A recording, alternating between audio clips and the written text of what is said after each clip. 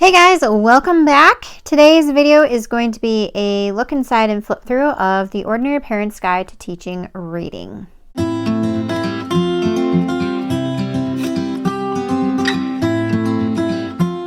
Recently, I posted an update video kind of some things we were changing in our homeschool, and I mentioned that we had been using this book to teach reading to my 7-year-old. So I got a lot of questions about this. You guys want to see what it looks like inside, what the flow is, all sorts of things. So I'm going to give that to you today. So first thing you need to know about this book is that it's written by Jessie Weiss and Sarah Buffington, and it is an all-in-one reading curriculum book. So all of the instructor lessons are in here. All of the things that the kids are reading, like the reading practice, is all in here.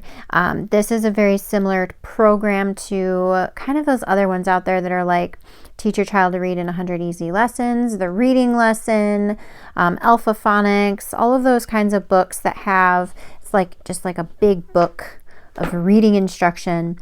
But I was intrigued by this one for a couple different reasons, and I'm going to share those with you as well while I do this flip through. Okay, so this is the revised edition, and it says instructor book. And one thing that you will note about this is that it is published by Well Trained Mind. So it's a very classical approach to teaching reading. So if that is kind of your style, you may really like this. I tend to gravitate towards simplicity with reading instruction. That's kind of my style. I do like activities. I like games. But I also really like it to be short and sweet and simple. I like it to be simple, incremental, kind of just building upon slowly kind of the approach. My son definitely needs that building to be kind of slowly. So here is your table of contents. So you have like an introduction, and then it tells you how to use this curriculum, and then section 1 starts off with short vowel sounds. So the first sections we actually skipped over because my son already knows all of his letter sounds. But if you are starting from the very beginning and you have a child who is learning their letter sounds, this book will start teaching that for you. So you can really, truly use this from the very beginning. They don't actually have to know the letter sounds to start this curriculum. So they go through the vowels, and then they go through the consonants here. And then they move into short vowel words. So you're talking like blending with short vowel CVC words. They do introduce sight words. Now, from my experience using this so far, this sight word list is very minimal, which I appreciate because I tried a curriculum that did a lot of sight words, and my son really struggled with that sight word method. He is not great at remembering sight words. So a curriculum that is just on sight words, or a big part of it is sight words, just doesn't work for him. So they introduce the first sight word here on page 94 in section 3, the. And then I, and they start really simple. A is another sight word. They also talk about S sounds, so how S sometimes makes the Z sound, is, his, at, has, as, that kind of thing. Short vowels that go all the way up to here, and then in lesson 40 you're going to review all of the short vowels. Now you're moving into section 4, and this is where you're getting to consonant blends. Now this is about where I started the program with my son, because this is kind of where he is. So I started actually on this lesson, these double consonants. So double consonants meaning like 2 L's at the end of the word bell. Then they go into the CK combination and how that just says k. And then they talk about ending blends like ulk and lb and lp. And these are really tricky to teach, but my son is grasping this. The way that it is explained in this book and the simple instructions that we do with this is actually working. So I believe, where are we at? I think we're on this one, beginning blends, lesson 51. I think this is where we're at, if I remember correctly. So, and then it will go into consonant digraphs all through here. and 3 consonant beginning blends. So that's, you can see how it's kind of building. And then they talk about the long vowels and silent E.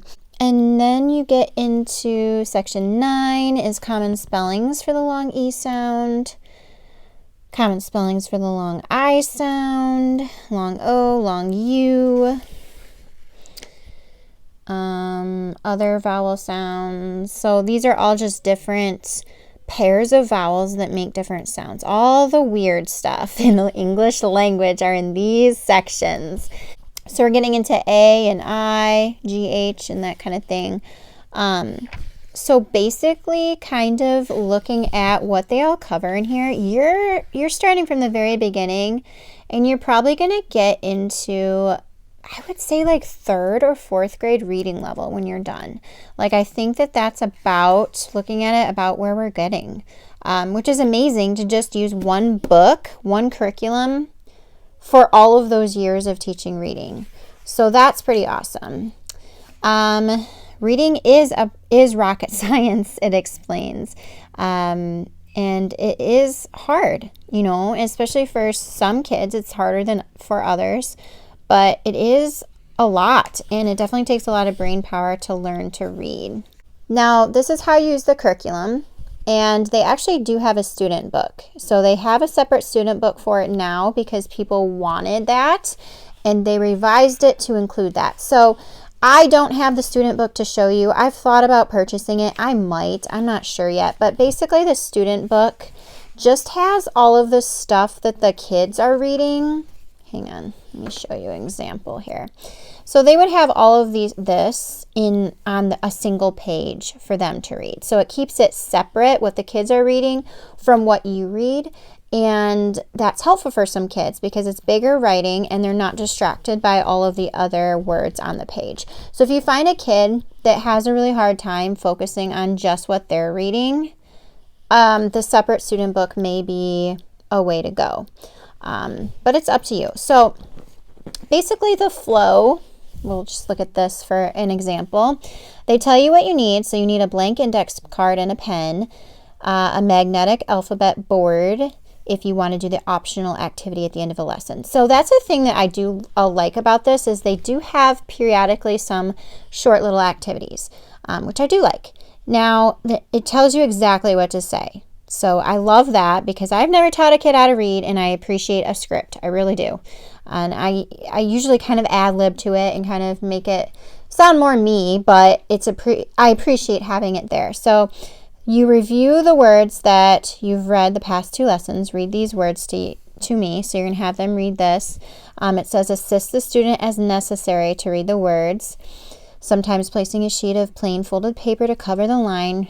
My son really does like doing that because it helps him focus. Then you're going to read the following word in your student's notebook again as review. Now you're moving on to the new words. First, and what I do like about this too is they have it first. I will read each word. So you as a parent read these to them first. Then you read the same word together, and then they read them by themselves. So they're actually going through looking at these words 3 different times, and all of the lessons are like that. Like it's like a repetition thing. And then they talk about the word the and different things. So I really do. Now you're ready to read real sentences. When you see the period, you stop. So they have some sentences here and some notes. And here's the optional follow-up activity. So you give the student necessary letters to form the first new word in the lesson. Ask the student to sound out the word while placing the letters on the magnetic alphabet board.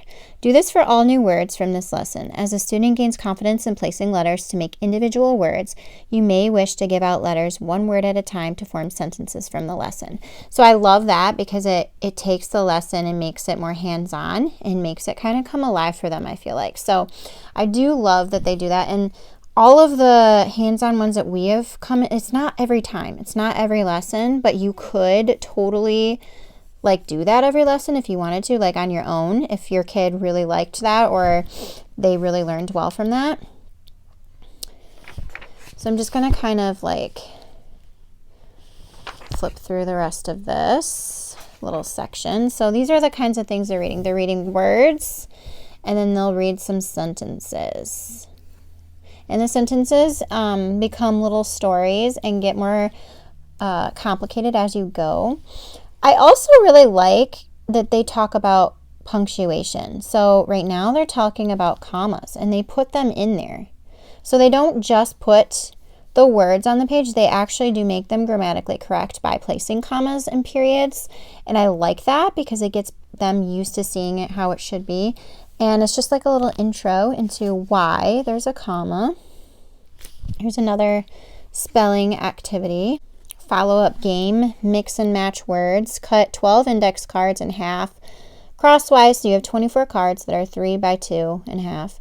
Use 8 half cards. Write each letter combination below with one colored marker. One combination to a card.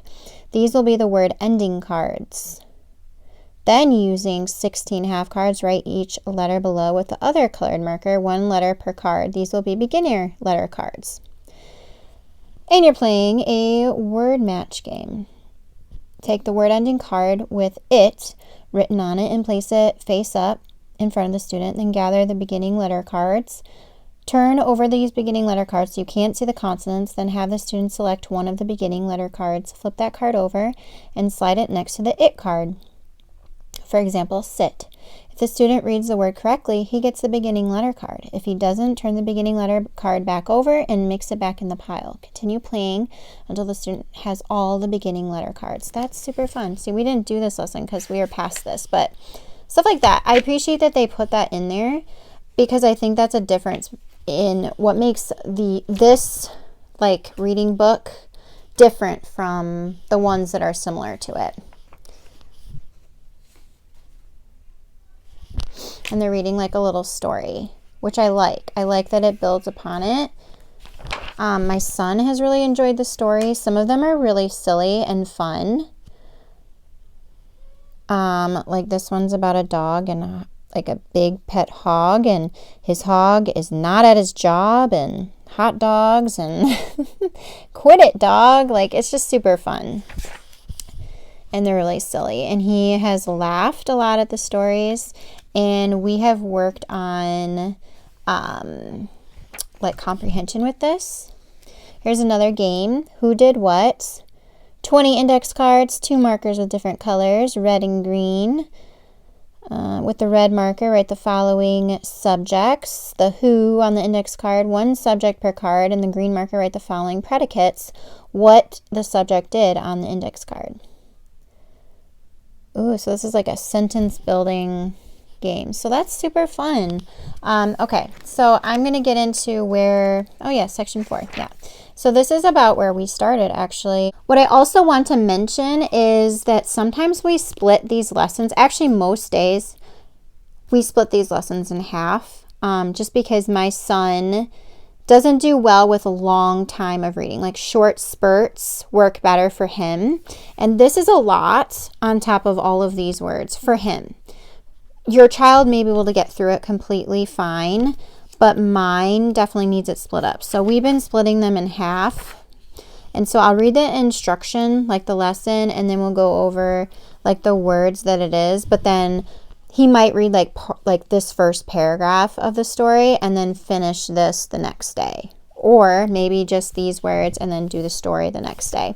It just depends. It depends. I watch for signs of him being done, like his attention and his like tiredness and rubbing his eyes and wiggliness and that kind of thing. And I just kind of gauge it from there. But in my experience with my son in particular, we have had to split these, which is fine. I'm not on a race to get him reading. I feel like reading is definitely like a slow and steady kind of thing. So I'm not in a rush.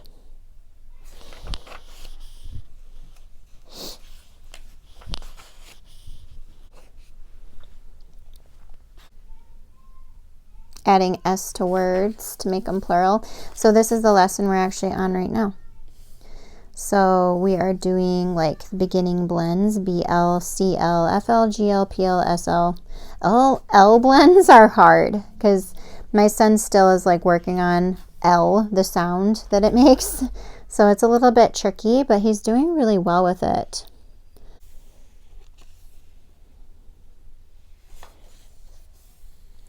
Here's a game. Catch that sound. Cut 9 index cards in half. Write the following letter blends, 1 on each card. Clip a metal paper clip to each half card. Then using all 4 full-size index cards, write one of the following endings on each card. So when we get into endings, it's like a little game. So yeah, let me just kind of flip through this a little bit faster. There's digraphs we're getting into. CH, SH, TCH, NCH. And all of these little activities that they talk about are just optional.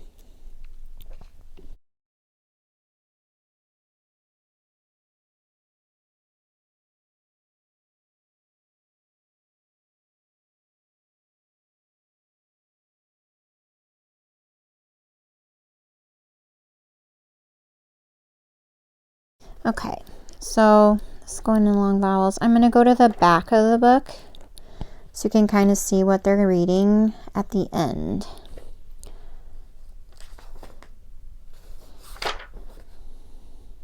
So this is talking about 3-syllable words there.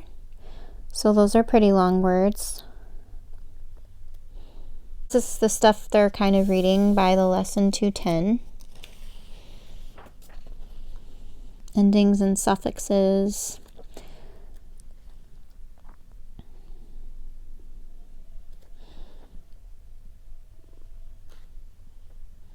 The final lesson in here is reading Supercalifragilisticexpialidocious, which is super fun and funny and cute that they put that in there. But yeah, so they're reading like these kinds of stuff. He enthusiastically brought them out to examine. He hoped the bones were from a Brachiosaurus or a Gigantosaurus. Extraterrestrial creature wanted to do some interplanetary space travel. Like that's crazy that it takes the child from their letter sounds to this. And then here's some information for parents. So preparing your child to be a reader, pre-reading, some different things you can do. So that is the Ordinary Parent's Guide to Teaching Reading. I love the simplicity of it. The stories are super funny and they keep my kid engaged. And yeah, so it's working really well. And I definitely recommend trying it out if you like that more simple approach to teaching reading. So I hope you guys enjoyed this video, and I will see you guys in another video very soon. Bye.